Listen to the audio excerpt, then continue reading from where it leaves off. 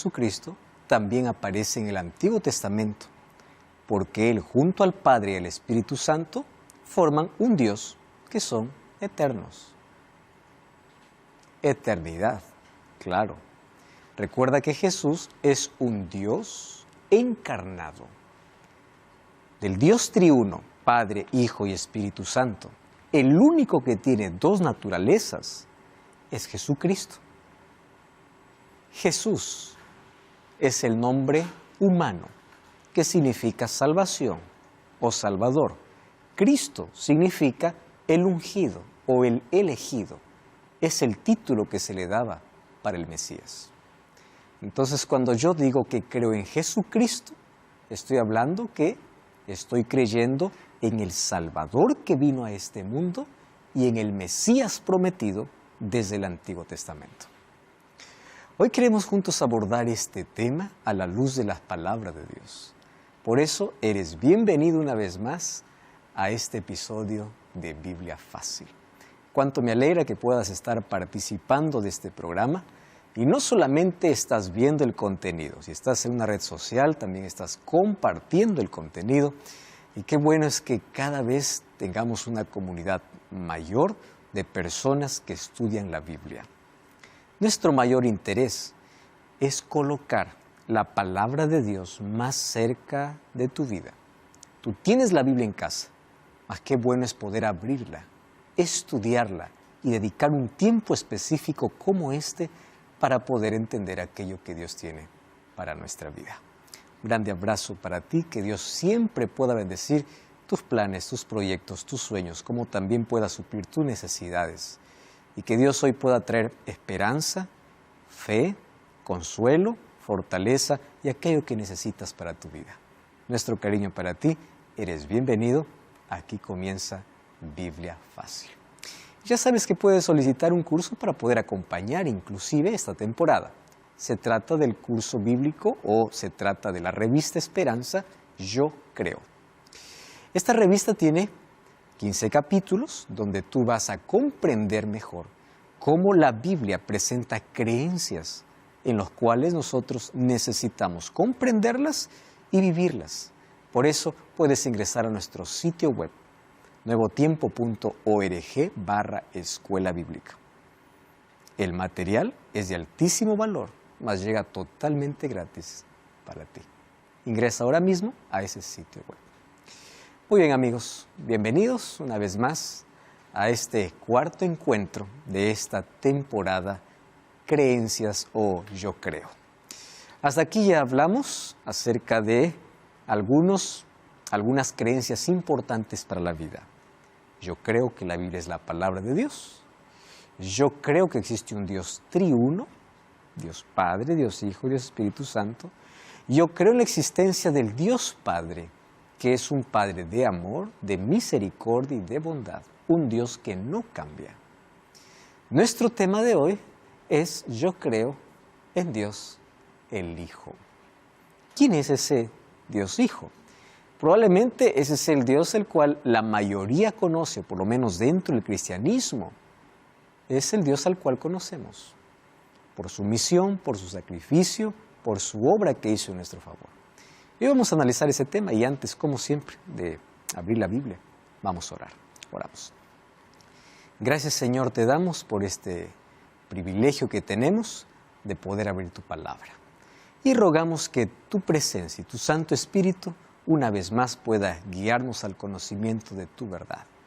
Nuestro corazón predisponemos para oír tu voz y ayúdanos a comprender aquello que hoy quieres que nosotros podamos saber y vivir. En el nombre de Jesús. Amén. Estamos entonces en esa temporada hablando de creencias y esas creencias están siempre dependiendo de alguna doctrina. La primera doctrina que estamos desarrollando es la doctrina sobre Dios, que incluye la revelación de Dios a través de la Biblia, Dios, la deidad, Dios Padre y ahora nuestro tema, Dios el Hijo. Dios el Hijo. ¿Quién es Dios el Hijo? Para muchos, Jesús tiene un concepto totalmente diferente. No veamos a Jesús solamente desde el lado del cristianismo, veamos a Jesús desde la visión o cosmovisión del musulmán, del judío y de las otras religiones. Por ejemplo, para un judío, Jesús llegaría a ser un impostor, ¿verdad? No el Mesías. Hace algunos años viajamos con un equipo de Nuevo Tiempo para Israel para grabar un DVD, un material sobre el santuario. Y es impresionante cuando nosotros allí intentamos comunicarnos, obviamente, con los judíos allá. Ellos se quedan sorprendidos o ellos ya están acostumbrados mejor a ver que el cristiano cuando vaya y pisa Tierra Santa, pues se emociona, ¿verdad? Por aquí está la historia de lo cual yo leí, yo creo, mi fe está basada en evidencias que ocurrieron por estos lugares. Pero para ellos, muchas de las cosas que nosotros nos emociona, llega a ser para ellos solamente un asunto comercial o de negocio, ¿no? Porque ellos no creen absolutamente nada, ni en el Nuevo Testamento, ni en Jesús. Jesús llegaría a ser un impostor. Jesús llegaría para ellos a ser aquel que dividió el judaísmo. Y para la mayoría, por supuesto, Jesús no pasa de ser un impostor. Para los musulmanes, Jesús es un profeta. Los musulmanes creen en una lista de 8 profetas con la cual Alá se reveló, ¿no? El profeta mayor, o mejor, el profeta más importante de su lista no es Jesús. El profeta más importante de su lista es Mahoma o Mahomet, ¿no? Mahomet. Entonces, Jesús está dentro de una lista de profetas. Llegaría a ser un profeta más para el musulmán. Para la nueva era, la nueva era tiene una tendencia importante, cada vez va aumentando en nuestro tiempo. Jesús sería apenas un modelo, ¿no? ¿Y por qué todos ellos opinan o hablan de Jesús? Porque nadie puede negar al Jesús histórico. Nadie, ¿verdad? Hay evidencias, hay libros seculares fuera del cristianismo escritos, describiendo a Jesús. Entonces, no hay manera de poder negarle a Jesús histórico, pero la percepción y la visión que se tiene de Jesús es diferente. Entonces, para la nueva era apenas sería un modelo, un ejemplo. Mormones comparten la idea de que Jesús sería el primogénito entre otros dioses, ¿no? En estatus el primogénito. Y aunque la Biblia habla del primogénito, el concepto que ellos tienen de primogénito es totalmente diferente. Un testigo de Jehová diría que Jesús es un Dios menor. No es Dios en su plenitud, sino es un Dios más pequeño o un Dios menor. Los otros son mayores, pero Él es un Dios menor. Y el cristianismo, el cristiano, aquel que va a la Biblia como fuente de autoridad, ¿qué cosa va a decir? Que Jesucristo es el Salvador. Entonces ahí, en un mundo lleno de opiniones, vamos a ver en qué fundamentas tu fe, ¿verdad? Entonces, cuando vamos a la Biblia, vamos a encontrar que el concepto claro acerca de Cristo es que Él es 100% Dios y 100% hombre. Pero vayamos a las evidencias, que es lo más importante. Entonces, para poder conocer mejor a Jesús, necesitamos entender 2 cosas de Él. ¿Cuál es su identidad? ¿Quién realmente es Él? ¿Y cuál fue su misión? Eso es todo. Misión e identidad. Vamos entonces a partir por su identidad. Dios, el Hijo Eterno, se encarnó como Jesucristo. Entonces, en la Biblia nosotros encontramos el Dios triuno. ¿Cómo está representado ese Dios triuno? Dios Padre, Dios Hijo y Dios Espíritu, Espíritu Santo. Ese Dios Hijo recibió un nombre particular. ¿Qué nombre? Jesucristo, un nombre humano. El nombre en sí es Jesús, ¿correcto? Jesús. ¿Qué significa? Salvación o Salvador. y llamará a su nombre Jesús, porque Él salvará a su pueblo de sus pecados. Por medio de Él fueron creadas todas las cosas. Por medio de Jesús, el carácter de Dios es revelado. Por medio de Jesús es efectuada la salvación para la humanidad, y por medio de Jesús hay un juicio para el mundo. Siendo para siempre verdaderamente Dios, Él se volvió también verdaderamente humano. Jesús, el Cristo. Cuando nosotros unimos las dos expresiones, aparece la expresión Jesucristo, pero en sí es separado. Jesús, el Cristo. ¿Cristo qué cosa es? Es un título en Cristo. Cristo significa el elegido, Cristo significa el Mesías, el esperado, el escogido. Entonces sería Jesús el esperado, Jesús el Mesías, Jesús el elegido. Jesús haciendo referencia que en el Antiguo Testamento ya por años esperaba a alguien que viniera para redimirnos del pecado. El problema es que los judíos se entendieron mal. Y en lugar de entender que Jesús vendría a redimir del pecado, ellos creyeron que Jesús vendría para redimirlos del yugo romano.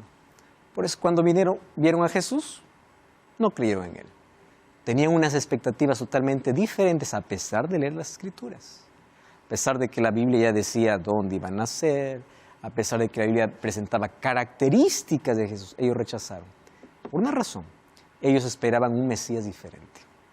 Esperaban un Mesías político, que pueda derribar, derrocar, destruir o libertarlos del yugo romano. César. Pastor, si entendemos que Jesús es Dios Hijo, ¿por qué en Isaías 9:6 se denomina como Dios Padre? Lo que pasa es que, como asistí a la iglesia de los Testigos de Jehová, ellos no consideran a Jesús como Dios, sino como Hijo de Dios.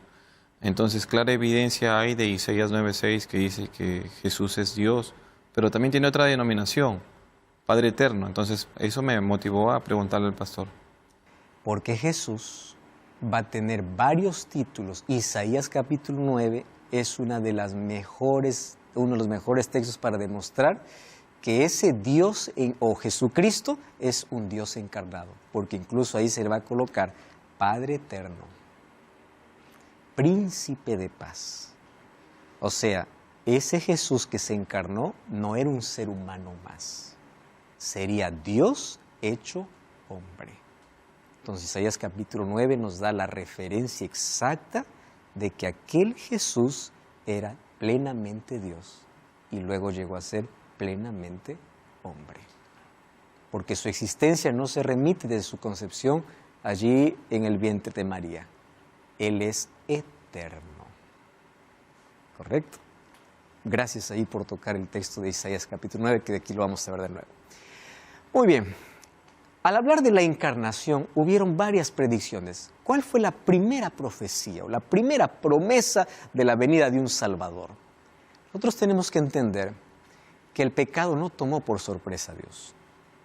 No tomó por sorpresa y ellos ya tenían un plan de salvación. Hay una linda frase que dice, antes que Dios diga haya luz, en la eternidad se dijo haya cruz.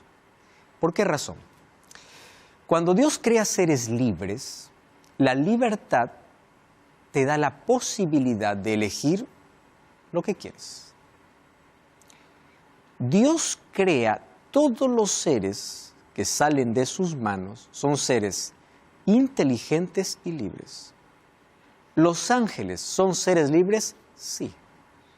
Por eso es que uno de ellos se rebeló, porque tenía libertad. Cuando Dios crea al ser humano, ¿lo crea como ser libre o como un robot programado? Ser libre. Y le da la libertad para poder escoger. Muy bien. Ellos eligen mal, caen en pecado, pero ya había una solución. ¿Cuál es la solución? Fíjense aquí. La ira de Dios sobre el pecado no tenía manera de poder ser evitada. El pecado tenía que ser eliminado y por el pecado tendría que haber un castigo. Cuando Adán y Eva pecaron allí en el Edén, Dios tenía tres opciones. Primera opción, ustedes pecaron, ustedes mueren y se acabó. Yo hago de nuevo otros seres. Eso sería la primera opción, ¿verdad? Segunda opción, anulo la ley. O sea, ya lo que dije, olvídenlo, ya, olvídenlo. Pero lo que Dios dice es eterno. Él no puede cambiar. Yo no cambio, dice Dios. Su palabra no cambia. Él pudo haber anulado su ley, pudo, pero la ley no se puede anular. Y la evidencia es esta. La ley se cumple. Yo dije van a morir y van a morir. Solo que la muerte ahora va a ser vencida bajo una sustitución. ¿Quién merece morir? El ser humano. Y Jesús dice, yo me coloco en su lugar. La ley de Dios se cumplió y el amor de Dios se demostró. El plan ya estaba hecho. Entonces, la primera promesa, después de que Dios llama a un juicio ahí en el Edén, le dice a Adán, ¿qué pasó? Le dice, el problema es la mujer que me diste. Y la mujer dice, no, el problema es la serpiente. Total, ¿quién era el culpable? Era Dios, ¿no?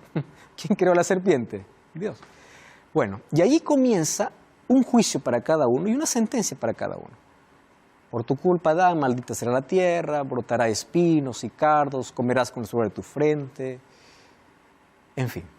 Y tú, mujer, por escuchar la voz de la serpiente, con dolor darás a tus hijos. O sea, el parto, ¿no? El dolor del parto, mejor, vino como consecuencia del pecado. Dentro del plan original era que Eva pudiese tener hijos sin dolor, ¿no? Interesante. Ahora, después Dios da una profecía. ¿Cuál es la profecía? Génesis capítulo 3, versículo 15. Pondré enemistad entre tu simiente y la simiente suya. Y ahí coloca el símbolo de la serpiente para hablar a Satanás. ¿Qué cosa le dice? Tú le herirás en la cabeza y ella te herirá en el calcañar. ¿Cuál fue la herida del calcañar que dio la serpiente? La muerte de Jesús. Solo que con la muerte de Jesús, Jesús aplastó ¿qué cosa? La cabeza de la serpiente. Y finalmente aplastará para que se destruya totalmente después de su venida.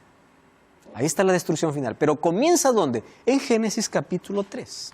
Allí comienza la historia de la promesa de ese Salvador, de ese Dios que se iba a encarnar. Hebreos 9:22 dice que sin derramamiento de sangre no hay remisión o no hay perdón de pecados. En virtud del pecado, la transgresión de la ley de Dios, la humanidad se enfrentó con la muerte. Ese es el motivo por el cual se hacían tantos sacrificios en el Antiguo Testamento. Todos ellos representaban ¿a qué? A Jesús, la promesa del Salvador. Jesús cumplió todas las profecías mesiánicas. Miqueas 5:2 dice, tú, Belén, eres pequeña entre todas, pero de ti saldrá el Mesías. Mateo capítulo 2, versículo 1 al 6 dice que Jesús nació en Belén. Génesis 22:7 dice que sería, 17 dice que sería del linaje de Abraham. Lucas 3:38 dice que vino del linaje de Abraham. Isaías 7:14 dice que nacería de una virgen. Mateo 1:18 dice que María no conoció, la palabra conocer, no tuvo relaciones sexuales con José hasta que tuvo a su hijo. Isaías 61 dice que Jesús cumplió la misión de Mesías, de ser libertador, pero del pecado. Y Mateo 1:21 allí concuerda con ello. Había una profecía incluso en el Antiguo Testamento que hablaba sobre el nacimiento, la muerte de Jesús, con fecha exacta, porque esto estaba ya determinado en el calendario divino. Yo quiero invitarte para que tú puedas acompañar, para que puedas entender mejor este tema en Biblia Fácil Daniel, porque en Biblia Fácil Daniel tú puedes ahí encontrar de manera más detallada esta profecía. Ahora por el tiempo apenas lo voy a mencionar. Puedes ingresar a ntplay.com y /ES y allí puedes buscar Biblia Fácil Daniel. Y allí tú vas a entender mucho mejor sobre este asunto. Pero en Daniel capítulo 8 hay una profecía que abarca mucho tiempo, 2300 tardes y mañanas, que representa a 2300 años. Ahora lo voy a mencionar, está bien, si queda dudas, también les recomiendo que puedan ver eso con más detalle la temporada de Daniel. De esas 2300 tardes y mañanas, o 2300 años, 70 semanas estarían cortadas. ¿Cortadas de qué? De ese periodo de tiempo para el pueblo de Israel. Dentro de esas 70 semanas habría una división de tiempo de 3 momentos. Primer momento, desde que sale la orden para reedificar los muros de Jerusalén, hubieron 3 órdenes, pero la orden que reedificó los muros de Jerusalén Fue el año 457 por orden de Artajerjes. Dice que desde que sale la orden habrán 7 semanas hasta que se termine de construir el muro. Eso se cumplió del año 457 hasta el año 408. Recuerden que antes de Cristo se contabilizaba de arriba hacia abajo, no de forma ascendente, sino de forma descendente. Y de ahí habría otro periodo de 62 semanas hasta ungir al Mesías. Entonces, si nosotros contamos, del año 408, ese tiempo nos llevaría hasta el año 27 después de Cristo, cuando Jesús fue ungido. ¿Y dónde fue ungido? Comenzó su misión, cuando fue bautizado.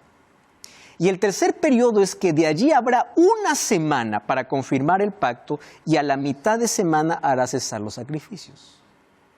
¿Cuánto es la semana? 27 más 7, 34. Ahí sería una semana. Y a la mitad, 31. En el año 31 muere Jesús. ¿Y por qué dice que a mitad de semana hace cesar el sacrificio? Porque todo el sistema de sacrificios por el cual ellos eran perdonados sus pecados y apuntaba a Cristo, hasta ahí llegarían, hasta el año 31, que era la mitad de semana de esta profecía de las 70 semanas o 490 años. Entonces la profecía ya apuntaba hacia el bautismo de Jesús, el ministerio de Jesús, la muerte de Jesús y el cierre de oportunidad para que el pueblo de Israel pueda llegar a ser la luz de las naciones como así Dios lo había querido.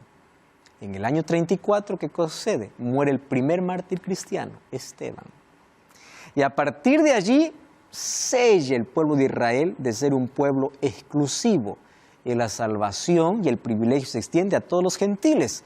¿Quién aparece después del año 34? El primer apóstol de los gentiles llamado Pablo. ¿Verdad?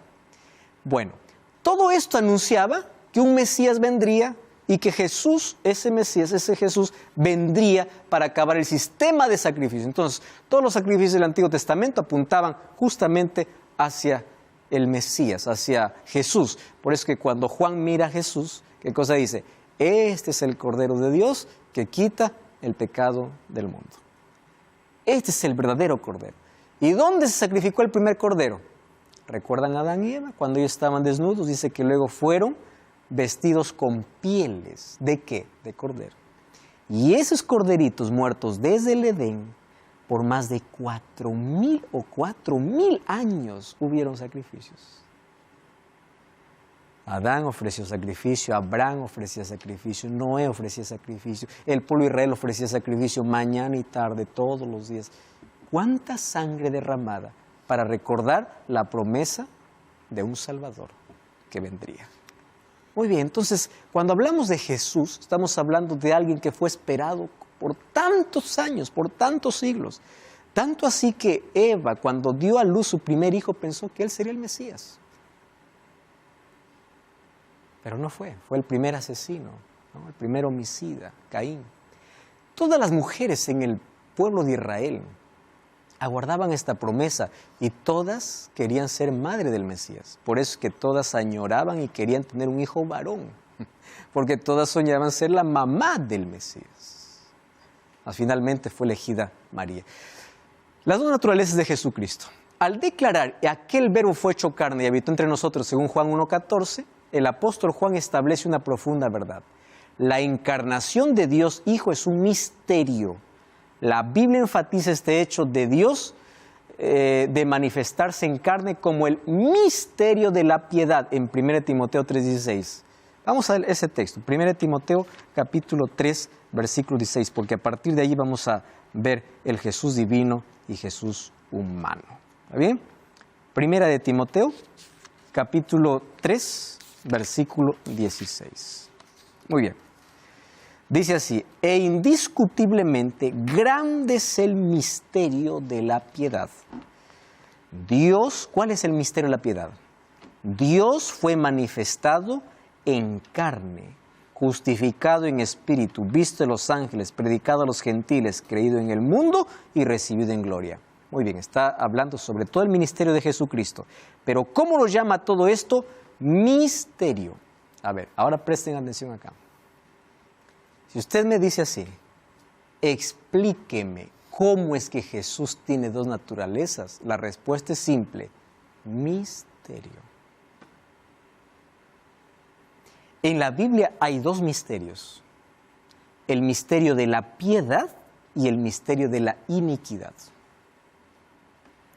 Si tú me preguntas, ¿cómo es que el pecado apareció en el cielo en un ser perfecto? Ahora el pecado es normal, todos tenemos naturaleza corrompida, pecaminosa, está todo no justificado, pero da como para comprender. Ahora, ¿cómo entiendes en un ambiente perfecto y santo, donde no había ninguna mancha de pecado, aparece el orgullo y el pecado en el corazón de uno que quiso ser igual a Dios? Eso se llama misterio de la iniquidad. Y misterios serán resueltos en el cielo. ¿Cómo yo explico que el Dios eterno, el Dios creador, aquel que con su palabra creó todo, un día se hizo un ser pequeño? Misterio. ¿Y con la naturaleza que tuvo Cristo? Jesús tuvo una naturaleza única. Única. ¿Por qué? Para comenzar, Jesús no fue fruto de una relación sexual. La concepción fue por obra del Espíritu Santo, otro misterio. Entonces Jesús no cargaba en sí sobre sí la infección del pecado. Jesús fue afectado por el pecado porque vino tomando el cuerpo de 4000 años de pecado, pero Él no fue infectado por el pecado, porque desde su concepción fue por el Espíritu Santo. Entonces, Él era 100% humano, teniendo un cuerpo humano, pero moralmente Él no fue infectado por el pecado. Entonces, la naturaleza de Cristo, muchos ahí discuten, fue la de antes de Adán, después de Adán, que esto, que... No, la naturaleza de Cristo fue única. Única. Así de simple.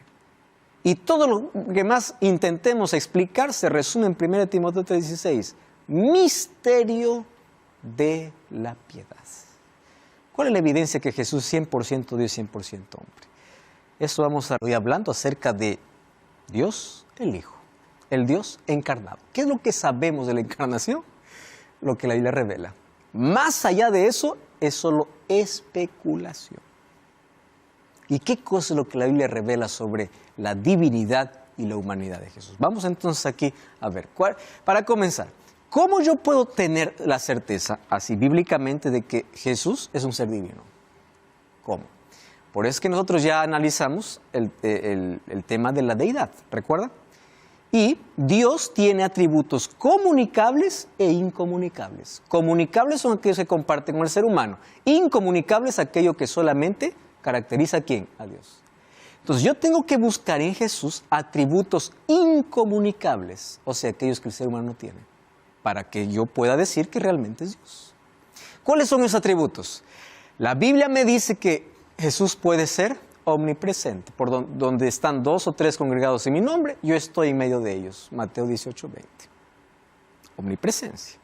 ¿Está apuntando a qué? A la divinidad.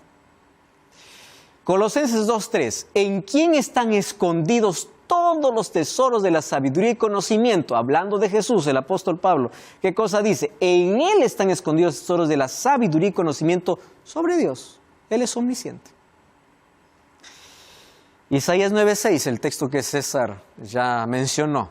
Y llamará su nombre admirable, consejero, Dios fuerte, Padre eterno y príncipe de paz. Hablando que ese Jesús no existió desde que fue concebido allí por el Espíritu Santo en María. Él es Padre eterno, príncipe de paz. ¿Y qué cosa más se le llama? Dios fuerte. Él es Dios, plenamente Dios, no un Dios menor, no un pequeño Dios, Dios pleno, atributos, creador. Ahora vamos a abrir la Biblia. Me encanta, vamos a Colosenses 1:16, miren, hablando acerca de Jesús. Colosenses, capítulo 1, versículo 16 y versículo 17. Impresionante lo que dice Colosenses 1. Dice así. Vamos al versículo 14 para poder entenderlo. En quien tenemos redención por su sangre, el perdón de los pecados. ¿De quién está hablando? De Jesucristo. Versículo 15, Él es la imagen del Dios visible. Claro, a Dios no lo podemos ver. ¿Cómo lo podemos entender más? ¿Cómo es Dios? A través de Jesucristo. El primogénito de toda la creación. Porque en Él fueron creadas todas las cosas, las que hay en los cielos, las que hay en la tierra, visibles e invisibles, sean tronos, sean dominios, sean principados, sean potestades. Todo fue creado por medio, ¿qué cosa dice? De Él y para Él. Vamos a Juan capítulo 1. Juan capítulo 1. Versículo 1, el texto que hemos leído algún momento aquí. Juan 1:1.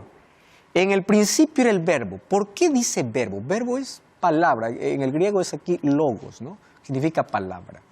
¿Ustedes recuerdan Génesis capítulo 1? Y dijo Dios, ¿cuál era el agente creador allá en el principio? La palabra. Pero resulta que esa palabra, dice Juan, era Cristo. En el principio, o sea, el agente creador allá en el principio era Jesús. Dice, en el principio era el verbo era con Dios y el verbo era Dios. Versículo 3, todas las cosas por Él fueron hechas. Sin Él, nada de lo que ha sido hecho fue hecho. ¿Quién es ese verbo? Versículo 14, aquel verbo fue hecho carne y habitó entre nosotros. O sea, es Dios pleno. Es Dios creador. Cuando vamos a Salmos capítulo 33, versículo 6, dice que Dios habló, Él hizo todas las cosas. ¿De quién está hablando? Ahí estaba el Padre, estaba el Hijo, estaba el Espíritu. Es el Dios eterno. ¿Qué otra evidencia podemos dar para poder decir de que Jesús es 100% divino? Él puede perdonar pecados. Recuerdan en Marcos 2:5, Jesús, ¿qué cosa decía? Al paralítico, al cojo y a aquellos que decían, mira, tus pecados te son perdonados. ¿Quién puede perdonar pecados? Dios. El perdón tiene dos dimensiones, dimensión vertical y horizontal. Vertical, Dios puede perdonar mis pecados de manera general. Horizontal, cuando yo ofendo a alguien, yo pido perdón y Él me perdona. Ese es el otro nivel. Por eso Santiago dice, perdonando los unos a los otros. No significa que alguien tiene poder para perdonar mis pecados, sino la ofensa que hice a alguien. Esa es otra dimensión del perdón. Entonces, aquí está mostrándose qué cosa. Si Él ejerce el poder divino y tiene atributos divinos, Él es Dios. 100% Dios. Miren el nombre, Mateo 1:23. Aquí la Virgen concebirá y dará a luz un hijo y llamará su nombre Emmanuel. ¿Qué significa Emmanuel? Dios con nosotros. Entonces, ¿qué cosa era Jesús? Era Dios con el hombre. ¿Entienden? La divinidad de Jesús está comprobado bíblicamente al 100%. Es Dios con nosotros. Este es interesante. Vamos a Isaías capítulo 40, versículo 3. Vamos a verlo aquí. Nosotros mismos tenemos que llegar a esta conclusión. Isaías capítulo 40, versículo 3. Presten atención aquí un detalle, ¿está bien? Isaías 43. Dice así. Voz que clame en el desierto. Preparad camino a ¿quién dice? A Jehová.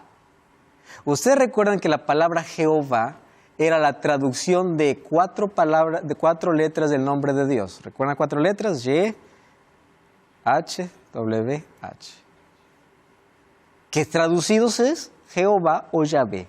¿Y aquí qué cosa dice? Voz que clame en el desierto, preparad el camino a Yahvé, sería, ¿no? O a Jehová. Enderezad calzada en la soledad. ¿A quién dice? A nuestro Dios. La pregunta es, ¿a quién estaba haciendo referencia aquí a Jehová y a Dios? Vamos al Nuevo Testamento. Mateo capítulo 3, versículo 3. Mateo capítulo 3, versículo 3. Miren lo que dice. Vamos del versículo 2 para poder entenderlo. Pues y decía, aquí está hablando de Juan el Bautista, y diciendo, arrepentíos porque el reino de los cielos se ha acercado. Pues este es aquel de quien habló el profeta Isaías. ¿Ya leímos Isaías o no? Muy bien. Este es aquel de quien habló el profeta Isaías cuando dijo: voz que clama en el desierto, preparad el camino, aquí cambia al Señor y enderezar sus sendas. Isaías, ¿cómo lo llama Jesús? Jehová. ¿Cómo lo llama Jesús? Dios. Pero Juan el Bautista dice: este es del cual Isaías hablaba. Isaías, ¿qué cosa decía? Ese es Dios. Ese es Jehová.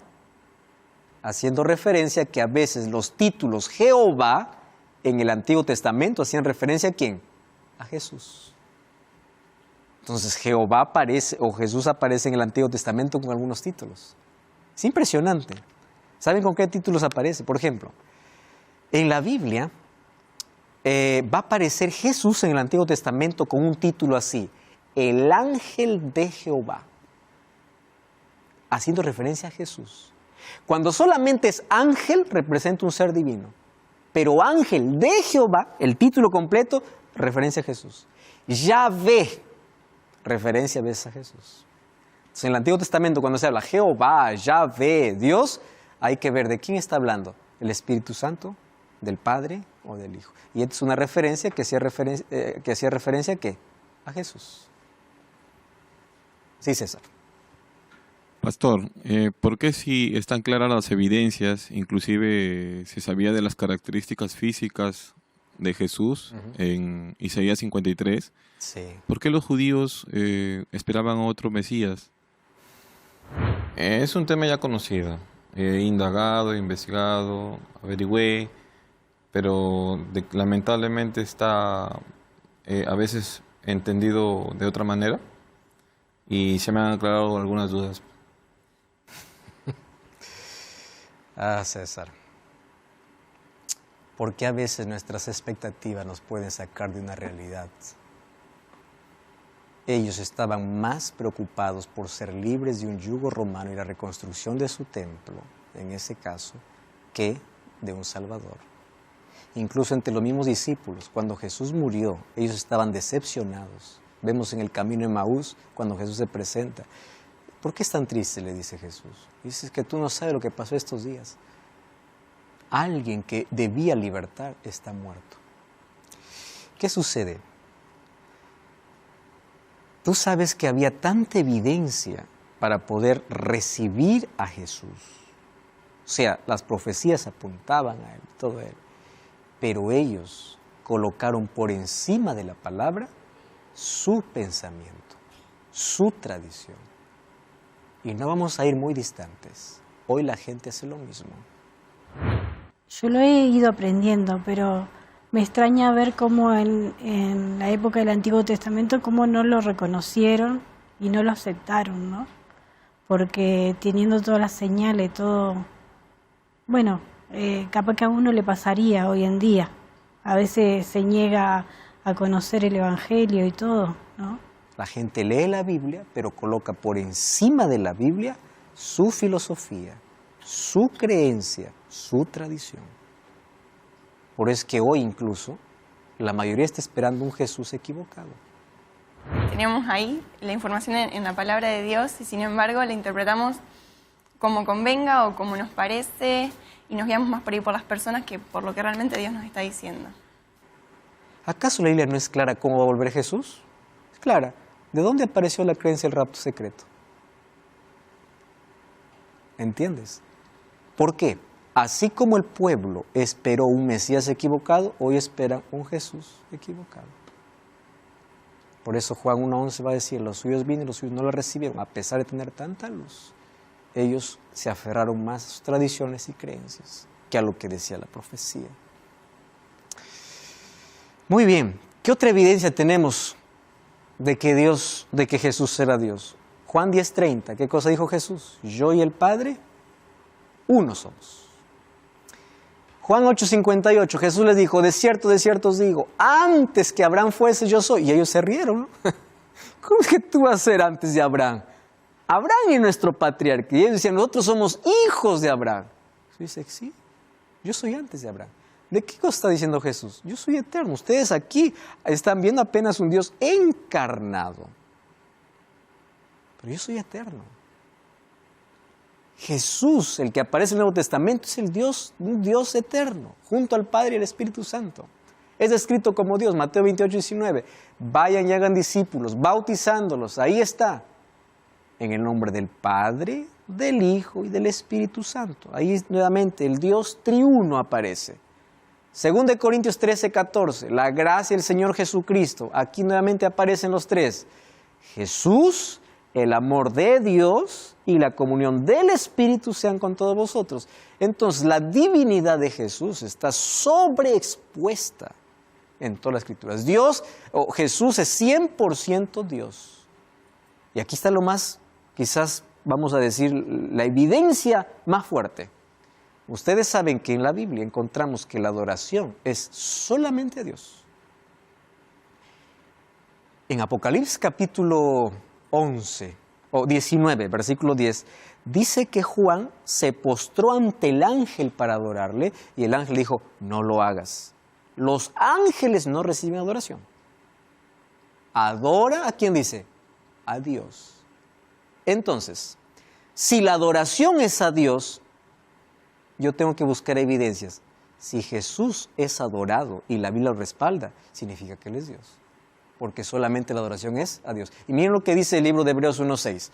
Otra vez cuando introduce al primogénito en el mundo, dice, adórenle todos los ángeles de Dios. ¿Hablando de quién? De Jesús. Entonces Él es Dios. Mateo 28:17, cuando lo vieron, lo adoraron, aunque algunos dudaban. Él es adorado porque es Dios. Ahora, Jesús no solamente era 100% divino, también 100% humano.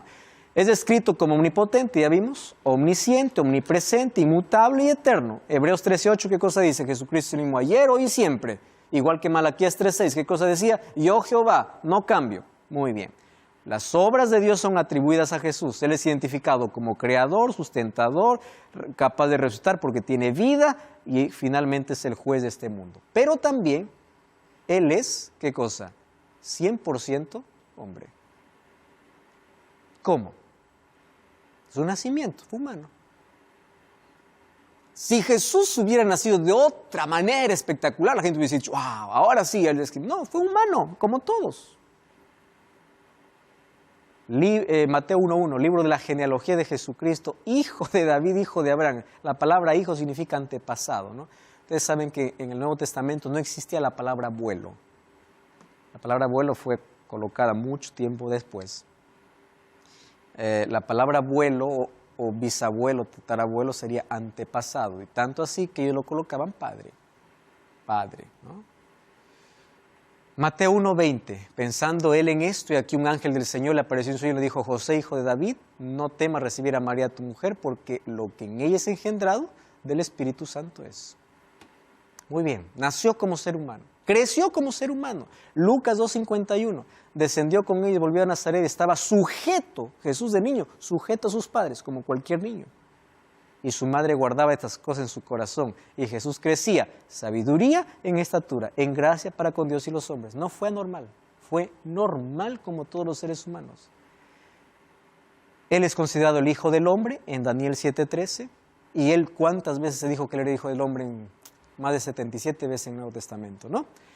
1 Timoteo 2:5, hay un solo Dios y un solo mediador entre Dios y los hombres. Jesucristo, hombre. El Hijo del Hombre o Jesucristo el hombre. Ese era el título que Jesús más usó. Características. Después de haber ayunado, tuvo hambre, como cualquier ser humano, 100% humano. Él se apartaba a lugares desiertos y oraba. Hay algunos que preguntan, ¿por qué es que Jesús en la tierra decía, Padre, tú eres grande? Claro, es que aquí en la tierra él vivió como ser humano y se sometió como todo ser humano debía someterse. Él vino a darnos el ejemplo, cómo el ser humano debe depender de Dios. Ocultó su divinidad, no la perdió, ocultó mientras estuvo en la tierra. Por eso es que se dirigía siempre Padre, ¿no? Sometiéndose, y como dice Filipenses 2:5-11, Él no se aferró a ser Dios, sino que se humilló y se hizo como uno de nosotros. En la cruz, ¿qué cosa dijo? Tengo sed, como ser humano. Cuando le abrieron el costado con una lanza, ¿qué cosa salió? Sangre y agua, como ser humano, 100% hombre. Y Hebreos 4:15 dice, no tenemos un sumo sacerdote que no pueda compadecerse de nuestras debilidades, sino uno que fue tentado en todo según nuestra semejanza, la diferencia sin pecado. Juan 1:14, ese verbo fue hecho carne y habitó entre nosotros. Ese texto carne, ¿qué cosa significa? Naturaleza humana.